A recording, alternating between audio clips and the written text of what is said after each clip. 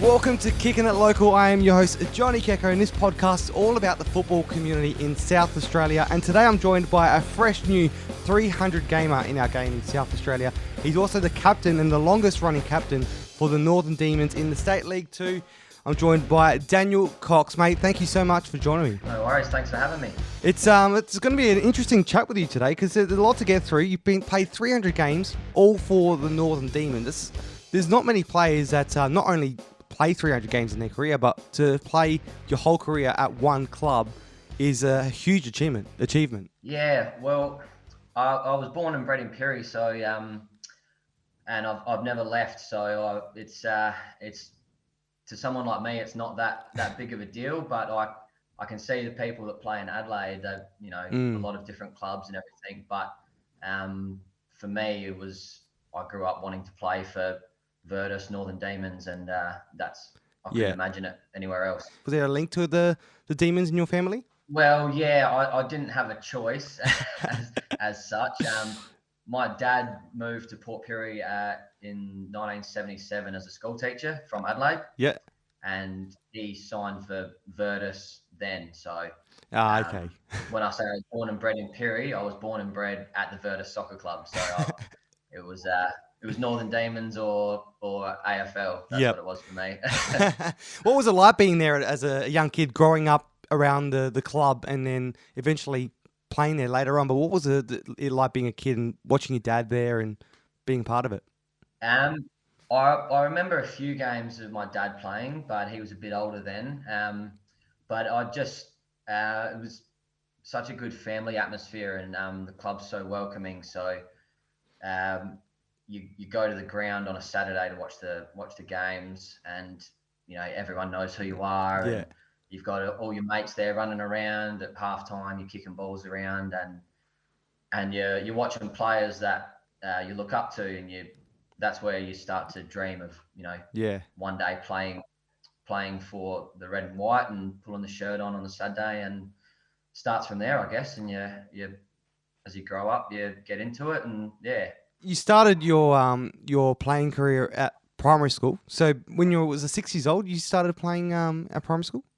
Yeah, I was about 6 years old. Started in the under-8s competition for my school team. Yeah. And just went from there through the divisions, and then in the high school competition, and then I could finally start playing for Northern Demons in the Junior Premier League, which is under 16s for us. And I was reading somewhere that your dad, I know your dad was at the Northern Demons, but he was also he's a school teacher, but also your school coach as well. What was that like, having your dad as a coach during those early years, especially when you're at school with all your mates and your dad as the head coach? Yeah, it's interesting sometimes. It was, so I had him from when I was probably 6 to when I was 14. He was my coach. Maybe a year in there where someone else stepped in and did it, but it was mainly him. And I don't know, he was pretty tough. He was a good coach, but tough. And I don't know, it was difficult sometimes. You couldn't get away with much, that's for sure.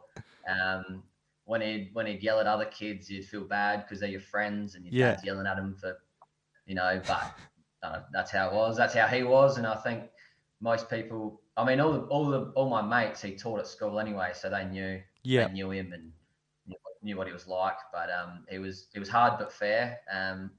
But yeah, it was definitely interesting sometimes, especially with an older brother as well. That was a bit of competition there, but it was interesting. Did your brother play with you as well at school? He's 3 years older than me, so we played a little bit. I would fill in for the older grade when they were short some weeks, and then we ended up playing seniors together at Northern Demons as well. But he hasn't played for a while now. So, well, when your dad was the coach, was there ever like a little bit of a favoritism to you, or was it the complete opposite because you were his son? Yeah, I'd say it's more the opposite in that way. Not much favoritism. I mean, in saying that, he wasn't completely against me. He was, like I said, he was hard but fair. But he would definitely let me have it a bit more than the other boys on occasion. And the odd "you're not getting dinner tonight" comment would come out. All the other kids would laugh, but sometimes I didn't get dinner. What would it be like at the table? Was it interesting at some nights if you had a really bad game or you didn't listen to your dad or something happened? Would he take it out of you at dinner or be awkward? Oh, and wasn't too bad because he was the type of guy that he would let it all out. White line fever, I guess you'd call it. Yep. He would let it all out, and then by the time he got home, it was all fine. Yeah. More when we were having a kick around in the backyard or something, and you'd stop listening to him, and you'd walk off, go inside, and we hadn't done it properly, so he'd come in chasing us. "No, get back here, do it right. We're doing it right." And far out. So you'd go back out and you'd make him happy, and then everything would be all right again. Do you think that kind of helped you though, even though you was annoying at the time, but looking back on it now, would that be like a very good thing that happened? Because obviously he was caring for you and you had more of a coaching than you did with other than what the other players got to have. Yeah, 100%. Definitely helped me. Things you don't realise. He would always, when he grew up, he didn't start playing till he was about 15 or 16. Yeah. And he regretted that, missing those early years, not learning, the basic skills and that sort of thing. And he was a very one-footed player, he always told me. So he always made us practice with our opposite foot, which at the time was frustrating because it wasn't very easy. Yeah, yeah, I can imagine. As you might know. But I'm confident with my opposite foot now, which is good, obviously. And little things like that definitely helped with his knowledge and his ability to teach. Being a school teacher, he was good at that. And now, when obviously you played there through your early years, and then until you're ready to go to Northern Demons, because at the time there was no under 13s, which you do have. I think it's been what 5-6 years you were saying. Yeah, yes. From what I can remember, it might be a little bit longer. They've had under 13s, but the youngest I played was under 16s in the Junior Premier League. So I was about 14, 15 when I started playing, and went from there. And what was that like when you finally got to play for Northern Demons? You grew up with your dad playing there, and you were around it from a very young age. So what was it like when you finally got to put on the red strip and get onto the pitch for under 16s? It was very exciting. It was pretty nervous, as you can imagine. You built up all these years. You pull on the shirt, wear the emblem. It was good though. I was with a lot of my mates. We all grew up in the club together and started playing at the same time. So it was a very exciting time. It was good. We're all very proud to be able to do it. That's for sure. What do you believe? What do you think about your dad? Because your dad had a long period there, and also it probably meant a lot to him. And to see his son go out there, what do you think it meant to him to see you out there for that game? Did he ever tell you? No, I didn't really speak about it. I must have played all right with the first game because I didn't hear about it at all. So I must have done all right. Well, that's good. But no, I think he would have been very proud because, like I said, he came in as a school teacher, didn't know anyone, and the club took him in as one of their own. And it's like a family to him, which is what he instilled on us. It's, it's a family, you look after him. So he would have been very proud. I think he would have been more proud when he saw myself and my older brother playing seniors together a few years later. I think that was probably, never said anything, but that was probably one of his proudest moments, I'd say. What was it like? So when you finally got to play for seniors, and now you've been there for a very long time, but what was it like when you finally got to play, especially being alongside your brother? Well, interesting. My first start in the seniors, so I'd come off the bench a couple of times. Yeah. But my first start in the seniors team was I replaced my brother because he got sent off the week before. So I didn't actually start alongside him until a while later. But yeah, that's interesting. My first start was because he was suspended. Did you thank him for that? Well, I wore his number as well. I wore his shirt number. So okay. Bit of a nod to him, I suppose, as well. Yeah. Well, there you go. That's just that's a different story, because if it wasn't for your brother, does he use that? Because I would use that if I got red carded one week and then my brother came in the following week. I said, if it wasn't for me, then you wouldn't have had that career. Well, that's right. That's right. Exactly. Everything good I do, tries to take credit for because he's the older brother. He showed me the way, he reckons. Well, the thing I love about Paul Peary is the culture there is amazing because you're the football director there, the technical director, Dom Shenkalepuri. I interviewed him earlier in this podcast series, and he talked about how much he loves the club, how much he does for the club, and it's a ridiculous amount of things he does for the club. And he's been there since as far as we can remember, his family's part of that club. You coming out of it, you're obviously not from Port Pirie. You were born in Adelaide, moved up there for your dad, but became part of that family. But what was it actually like to be from outside that, but coming into that environment and being a part of that from an outsider looking in? Well, sorry, I'll correct you. I was born in Pirie. Oh, sorry, My yes. dad was born in Adelaide, moved to Pirie. But it was still, there's generations and generations there. Like talking about Dominic, he's from generations of members of the club. For me, my dad's obviously a life member, but everyone else had family there, and they were all related. They were cousins and brothers and sisters and everything. And it was a bit, when I was younger growing up, and I was, all the other boys had, aunties and uncles and grandparents and everything, and it was just, I just had me and my brother and my sister and my parents, and not that we didn't feel a part of it, not where we were made to feel 100% a part of it. We were like family to them as well. But it is a bit different looking in from a family that's not originally from the club, but you're made to feel part of the family. From when you walk in the doors. Doesn't matter where you're from. It's an Italian club, but what's your background, your family background? My dad's parents were born in England. Yep.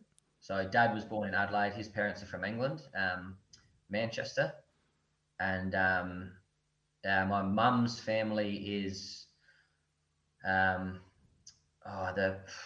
great grandfather might have been born, I think it was, in Italy. Okay. So there's a little bit of an Italian connection there as well, but it's quite distant. Well, there you go. There's a little bit of connection, so you could relate to him a little bit. That's right, yeah. But on your dad's side, though, from Manchester to Adelaide to Port Pirie, it's a massive change as well for the Cox family. Yeah, that was, I don't even know what year that was, but it was a long time ago. They had one of my dad's uncles had a condition that he had to move to a warmer climate. It was either California or South Australia, and they chose South Australia. Oh, wow. So now you're the captain of the club. How proud are you to be captaining this club that you've been at for a very long time and now being able to take the helm? Very proud.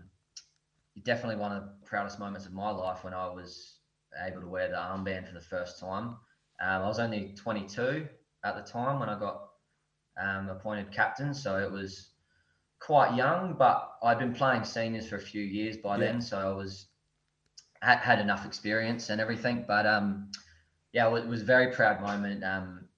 Everyone was, all the members and the supporters of the club were very, very supportive of me, and they were as proud of me as I was to be their captain. So it made it very easy, and for the last 9 years, they've been just as supportive every week.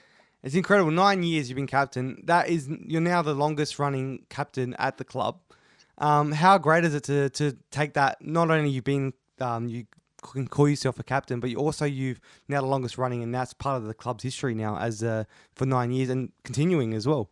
Yeah, I guess it's not something you look at when you, start playing or become captain. How long you're going to be there, and what's the longest someone's done it. But I took over from a club great, Anthony Fasciano. I think he was at 7 years, and so that was the first COVID year.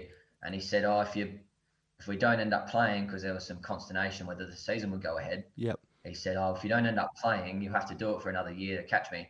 And I said, well, that's fair enough. I said, you know what, I'll be happy to if you still held it, because I respect him very much, and I played alongside him and under him as a captain, and I have a lot of respect for him, and was very lucky to have him as a bit of a mentor. And he was the first person to come and shake my hand and congratulate me when I then overtook him the Yep. next year. So he's a very humble person, and very good friend. Is he still involved in the club closely since handing over? Yeah, he's always around since he retired. That was a while ago now, 2010, I think. He's always around. He still comes out to training every now and then, helps out. He could still be playing, I think. The way he goes at training, I reckon he'd still get a game. But yeah, he's still around. Always offers advice. The first person to send you a text message when we get a good win and congratulate you. So it's just nice to have those people around. Yeah, it would be very nice to have those people around. And now, talk about the club. Some of the weirdest things about this club that I love is that you're based in Port Pirie, but you play, all the teams are based in Adelaide. So you're the furthest team away from the rest of the competition. So almost 2.5 hours drive. And depending if you're playing in a southern team, could be 3 hours. I don't know exactly how long it could be, but it's a long distance to drive. But how do you manage to deal with it? Because I spoke to Dom Schenker-Lepre in his interview about it, and he said how you got two different training bases, Adelaide-based and Port Pirie-based. As a captain, how challenging is to deal with that half your team doesn't train with you during the week? I mean, again, that's something that I've grown up with. Yeah. That's how it's always been for me. So I think people that come to our club get a bit of a shock at how well we do without having a full senior squad training together. We managed to overcome, like you said, it's every week, home or away, there's half the squad's travelling. So it is hard to overcome, but we've got a good group that have moved to Adelaide, either for uni or work. So most of them are from Pirie, and a good group of lads that have stuck by the club, very committed. And we always seem to sign players from Adelaide that are all want to buy into the culture and understanding of our situation. And we've been pretty lucky. We've had some really good ones. We've even got Adrian Leet, who played for us for probably 4 or 5 years, was a captain for us. He's come back and he now coaches our Adelaide squad. So to have players like that, people like that involved in playing, and then you can see how much the club means to him in those 4 or 5 years because he's come back as a coach. And that's the type of club we are. We're welcoming, everyone's a family, and that's what we try and do. We try and look after the people that, help us out and play for us. So as a captain, how do you manage to deal with it? Like, do you be involved in what they do? Like, how do you integrate the Adelaide base with your team that you train with personally up in Port Pirie? We've had a Zoom meeting every week on a Tuesday night before training on a Tuesday night, and we talk about the weekend before, what we want to do at training this week. So what went wrong, what went right, what we can work on at training. Looking to the next week, try and get people involved in the conversation. Everyone have their say, what's going right at training and all that sort of thing.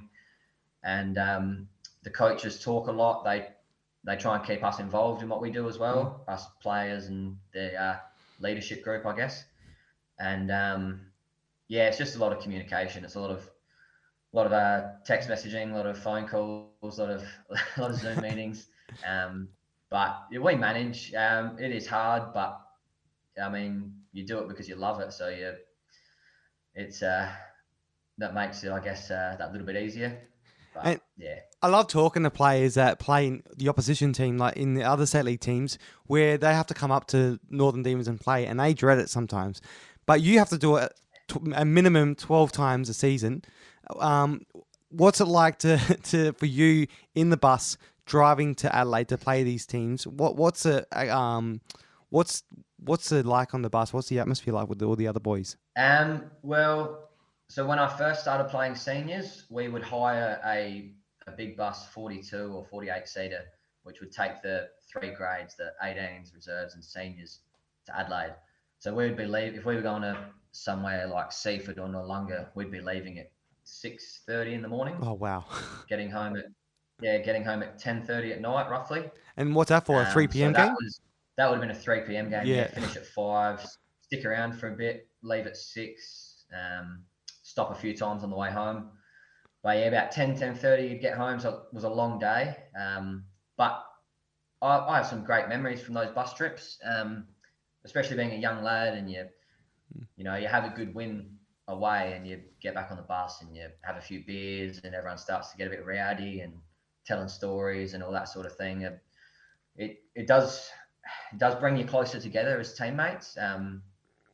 You chat to people. You're on the bus for 3.5, 4 hours sometimes. So you go through a lot of conversation. But these days we actually purchased 2 minibuses. So the under 18s leave it whenever they have to leave, and the seniors can leave a bit later, which is good. Getting older, I can have a bit of a sleep in now. So yeah, but we get a good crew on the bus, and we pass the time, play cards on the way down, lose a bit of money there, but that's all right. all good fun. What cards you play? Poker or? Sorry? You play poker or the Italian briscola cards?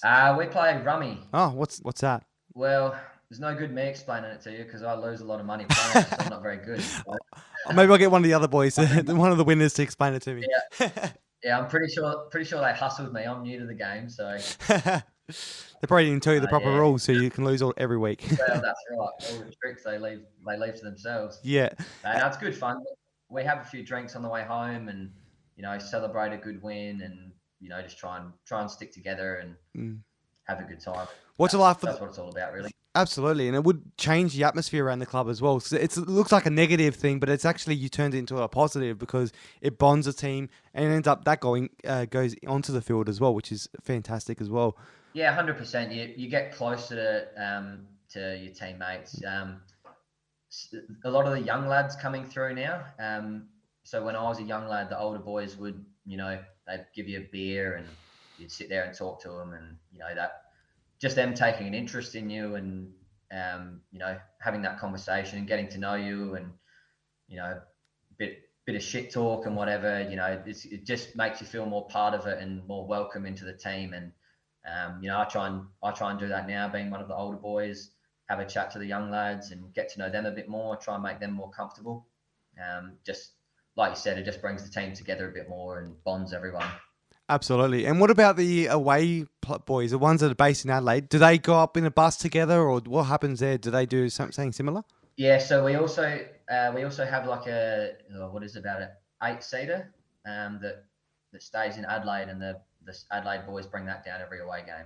Oh, cool. So they'd have the same thing. Yeah, they have the same thing. Bond on the way up and back, and yeah. So there's some boys there you wouldn't even see. You only see them like 12 times a year. Oh, actually, no, you'll see him about only once a week for the 22 games this season. Yeah, pretty much. We all chat in our group chat, and people send stupid photos to you, and you'll have a bit of a chat there. But yeah, we generally, if you're in Perry, you don't only see the Adelaide boys 22 times a year, and they only see you 22 times. Yeah, I've actually never thought of it like that, but yeah, it's interesting. I don't see him that much, do I? No, you don't. You're the captain. How many times have you seen him? Like 22 times? That's it. Yeah. It's not a usual a thing that happens, because if you look in Europe as well, in England especially, I don't think that happens that often. That you got to travel that far, especially weekly. Yeah. So it's something, like I said, I've grown up with, and it doesn't seem that bad to me, to be honest. It's not. I mean, it's 3 hours at the most, I suppose, these days with all the roadworks that have been done. So it's not too bad. It goes pretty quick. Yeah. Complaining about. Now you got those challenges as a captain, and we talked about earlier about the proudest moments at the club. So you're the captain for 9 years when you first became captain, and also playing for the club that your dad played for as well, and getting to play alongside your brother. All proud moments for yourself and your family. But the most recent one, you have just newly become a 300 gamer, all for the same club. You celebrated that only a few games ago. How was it to reach that milestone at Northern Demons? Yeah, it was. I mean, it's a lot of games and a long time, but it came up pretty quick, to be honest. I remember playing my 250th couple of years ago, and everyone said to me that, "Didn't you just play your 250th?" And I thought, yeah, well, doesn't seem that long ago, does it? But yeah, no, it was good. Everyone was really good, and they uh, helped me celebrate, and they were very very supportive through it all, and they they're very proud of me, as I am, to have played 300 games for the club. But no, it was really good. Um, as we were saying, the team we played, Modbury Vista, they were all very congratulating to me, and it was very very good. Yeah, with Modbury Vista, their player coach, Jonathan Negus, he's played over 400 games. I think about 420 something at the moment. But he's had that milestone, played that milestone a long time ago now, and he's had up two other milestones since that occasion. But he was there on the day he played against you guys, and also was the coach on that day. How did he treat you on the day as well, knowing personally what that moment would have meant for you? Yeah, he was very good.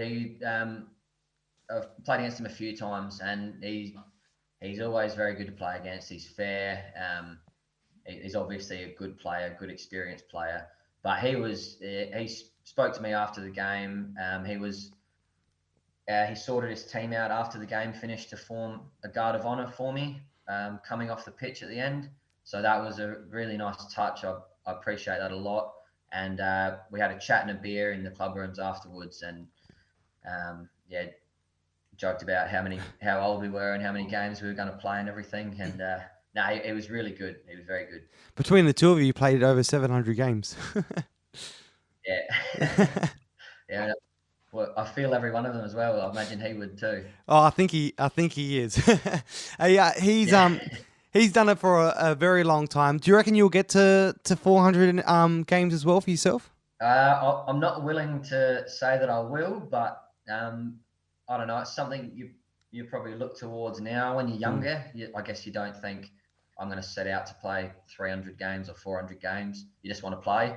But as you get older, I guess you sort of, I mean, you know the end is coming, so you sort of think, what will I get to? But yeah, I'll just try and take it a week at a Yeah. time for now, and see what we get to. Well, if you think about this, don't play finals. Actually, I won't say it because just in case, 'cause I was going to say you're only 2 years away. So if you play finals and don't miss a game, in 2024 you might be making your 350th.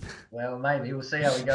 See if they still want me in the team by then as well. Yeah, you should have asked Negus what his secret is to get that far, because he said he has a lot of iced coffees. So maybe you need to get on the iced coffees as well. I I despise coffee, so I can't stand the smell of it. So that wouldn't work for me, I don't think. Oh no, I think his opinion might change on you now that you said you don't like coffee. Yeah, maybe. But talk. I don't want to take too much light off that moment for you, because it's a massive moment. 300 games. What was it like for it to actually happen at a home game right in front of your family and friends? That must have been a very proud moment for the rest of your family and friends to be there on that day as well. Yeah, it was good. To be able to have everyone there. My parents come to most games, most away games. They're both retired now, so they're always there. But my brother and sister were there, and my sister's two kids, they were there, and my wife was there as well. Shouldn't forget her, I suppose.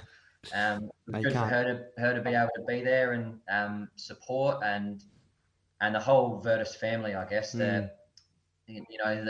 The older ladies and men that are there, that have been there for 70 years, and every Friday night they're at the club for teas, and every home game. So it was probably nice for them as well to have a milestone to celebrate and see something like that. But no, it was a very nice occasion, which I'm very proud of. What was the feeling like when you went through the Guard of Honor and that your fellow players, cheered you off as well? What was that like for you? Yeah, it's a surreal feeling, all your mates, but they're there for you, and it's just a nice feeling. They all made me feel like it was my game and everything. So Mm. they were very good about it. And yeah, just to be able to share it with them was really, really proud moment. Something I remember for a long time. And what did you do afterwards? Any celebrations after the game, or did it just all end after the cheering off? So we went back in. The got a few beers in the change rooms afterwards, and had a drink in there with the boys, and then went back into the club rooms for teas. And there was a bit of a presentation. The club organised a match ball for me with all the players signed it Oh, for my cool. 300th game. So I got presented with that, and there's a couple of little speeches, and then everyone stuck around for the night, and we had a few more beers, and then went from there. And in the lead up to it, you played every single game this season. No, I No, haven't. I missed one. Yeah. was that one on purpose so you can make sure you played your 300th game at home? No, I didn't. I wasn't aware of that it was my 300th game until the Tuesday before. I didn't know. Someone, or Dominic Shangalepri told me actually. Yeah. So he said, "Oh, you do realise this week's your 300th." So Oh, there you go. there you go. Yep. So if that was me, I would probably take a week off so I can make sure it falls on the right date. I'll probably get accused of that, but no, that wasn't the plan. But at least you got to do it in front of your family, and that's the main thing because that's a huge achievement. And when you look at the list of current players still playing that have played over 300 games, it's very long. You wouldn't expect it to be that long, but there's a lot of players that are still going, and there's even some in the 500s and the 400s, which is a pretty big achievement. So John Fusco, Negus, they're all played a lot of games like that, and it's great to have those people still in the game. Yeah, it's. I think I've been playing a long time for 300 games. So that's great. The 520 or something for John Fusco. That's unbelievable to me. But he's still doing it every week at a high level. So good on him, I say. If you can do it, why wouldn't you?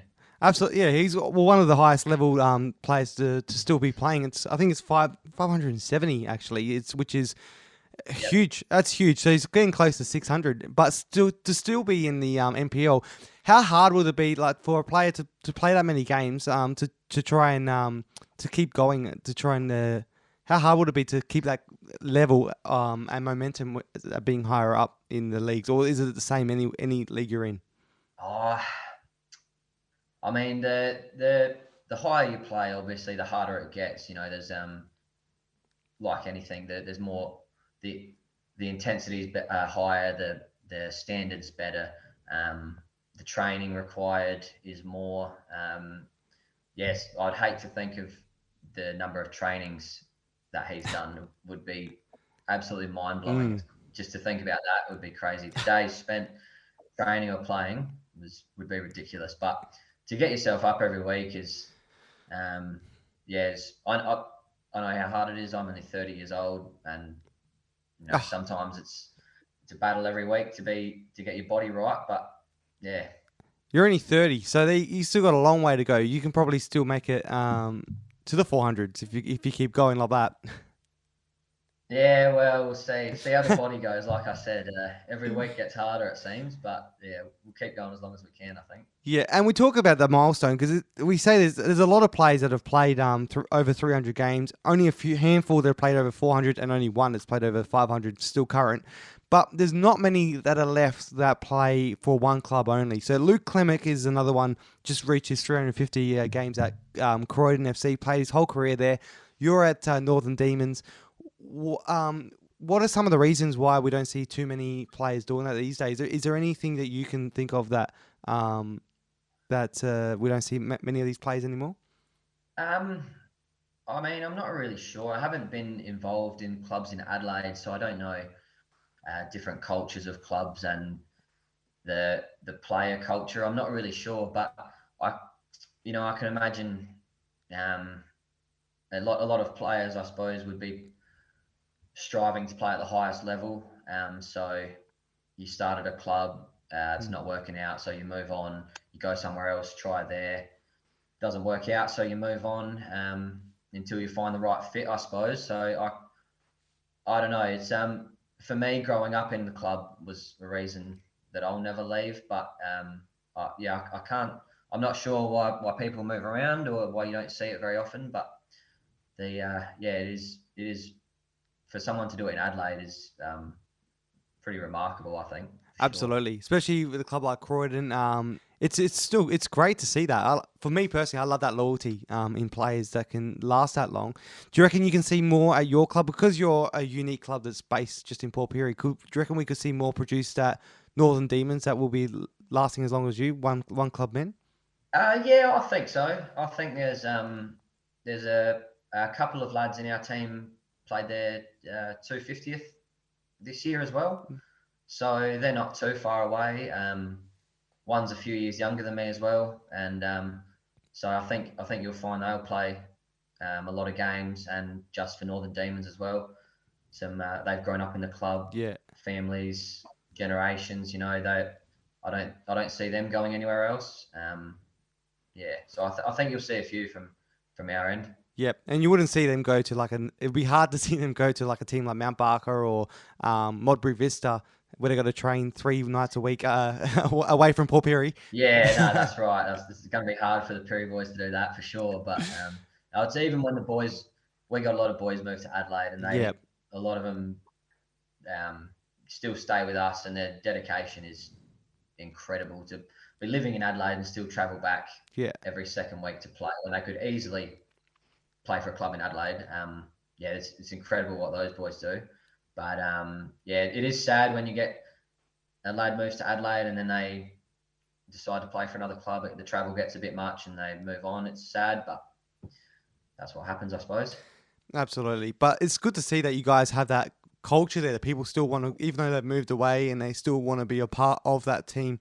And hopefully that brings success to you guys. You're almost so close from getting State League 2 promotion into the State League 1 a few years back. Now you're still in State League 2, but hopefully we'll see some more success for the club shortly as well. Yeah, I think it was 2017 we had a really good year, and that was an all local team. So we had we had one player from Adelaide, that was Marco Balsamo, had moved to Port Augusta and for work. So he signed for us. The rest were Pirrie born and bred, and we ended up second in the league by 1 or 2 points, and didn't quite make it during the finals. And yeah, that was disappointing. But yeah, that was, I think, a lot of our success that year was due to all the boys being, coming through the junior ranks here, playing together for a long time. A lot of them were family. I think there was one game we had 5 lots of brothers play, Oh, five wow. separate lots of brothers playing the same team. Yeah, so that was that was something you won't see very often, that's for sure. So I think that camaraderie that we had helped us a lot. Yeah, so that things like that is what we work towards and build our teams around. Having the 5 lots of brothers though, how did that change the way everyone else interacted? Because when brothers, there's a little bit of brotherly love, bit of fighting, a little bit of playfulness that happens there. What was it like? Did it change the atmosphere of the rest of the crew? Did everyone act like brothers as well? Is that what it did? Did it have an impact? Oh yeah, definitely. I mean, like I said, we all grew up together. A lot of those were cousins as well, so they were Yeah, all pretty much related. yeah. But they, like I said, everyone that comes into the team is made to feel like part of the family. When we walk out on the field, we're all brothers out there. That's what the culture we try and bring to our teams and our club. So yeah, no, it was everyone was out there for each other. So Mm. that's what made us successful that year. I think that was a huge part of it. Well, it's fantastic to see. Hopefully, you guys can see some success in the near future because you guys have worked hard for it. I can see how much it would mean to the community as well, not just the players and the club, but also the community that are involved and heavily associated with the club. Yeah, definitely. A lot of people have been doing a lot of work for a long time, and they, I think they deserve Mm. success more than us players and us more recent members of the club. Um, they they will support us forever, of course, no matter what. But I think they deserve to see some success for the club. They've been after it for a long time, and it's been a long time coming. So I think we're moving in the right direction. We've got a nice young core of in our team now, and everyone's mates, everyone's close. So with a bit more experience, I think we could definitely see some success in the near future. Absolutely. Hopefully we do. And mate, I've enjoyed talking about your career and the club as well, because you can see how much you love the club. And it seems like a very family-orientated club up there in the Northern Demons. Wish it wasn't too far away, because I'll probably come up there for a couple of games and a couple of Dom's pizzas, because I've heard they're nice. Yeah, yeah. I won't say too much about him because I've got to go to work with him tomorrow. So he does all right though. You get to work with him. He works a lot at the club, so you probably see him there all the time. But then also your daily job, you got to go and work with Dom as a Tyler. What's that like to deal with Dom at work and Dom at the club? Yeah, it's interesting. It's a lot easier now because he was actually my coach for about 4 years as well. Oh, wow. He coached the senior team. Yeah. So that was a bit more. Some Mondays were pretty quiet at work, that's for sure. After a loss or something like that, it was quite interesting. But he's pretty laid back kind of guy. He's very friendly, very accommodating. All my injuries, it doesn't matter. You know, I get to work on a Monday and I'm sore. Yeah. You know, we'll get on with it, whatever. Don't worry about it too much. But no, it's I'll probably hear a bit more than I should through all the phone calls and everything, but that's all right. I'll keep it to myself. Well, you get all the inside scoops. Yeah. Hey, well, I appreciate you joining me, mate. But before I let you go, I've got to do the kicking the questions I do with all my guests that I have on the show. And the first of the two is, who would you love to kick it with on the park? Anyone in the world. So anyone you can go and have a kick with on the park. Oh, anyone in the world. That's broad. Yep. Anyone. Alive or dead? Yep, anything. You got the magic powers to bring them back. Do it, anyone. I reckon, being a bit more mature now, I'd love to go for a kick with Franz Beckenbauer. Okay, what's the reason behind that choice? My dad was a big fan, so I grew up watching videos of, you know, and you always like the strikers, the goal scorers, and everything. Yep. But growing up and learning more about the game, I appreciate more of his role as a player, and you know what he was able to achieve and do. I think he was one of the best ever, and I really like the way he played the game. Yeah, and you say that's your mature choice, but if you were immature, who would you have chosen? Mario Balotelli or someone like that. Oh, okay. See, that would be great as well. So that'd be fun. That'd be a whole opposite end of the scale. Yeah, that's two different ends. But yeah, now I get why you said it.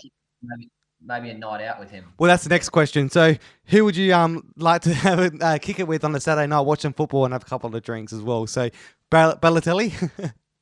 I reckon I'll stick with Balotelli. I reckon that'd be pretty interesting. Yeah. End up in some pretty interesting places. And who would be your local one? Because you can have two in this one. So one international, one local. So Balotelli, and who would you grab locally?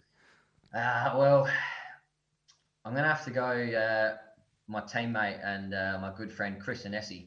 Yep. He's better off the field than he is on the field. There you go. Well, as a player, he's not that great on the field. Yeah, no, his off-field antics, he's a lot more famous for. That's for sure. Okay. So big nights out. Yeah, definitely. Well, there you go. So them two and Balotelli. So Balotelli would be a lot of fun, I reckon, on a Saturday night. Yeah. I mean, you just wouldn't know. You wouldn't have a clue what's going to happen, I suppose, would you?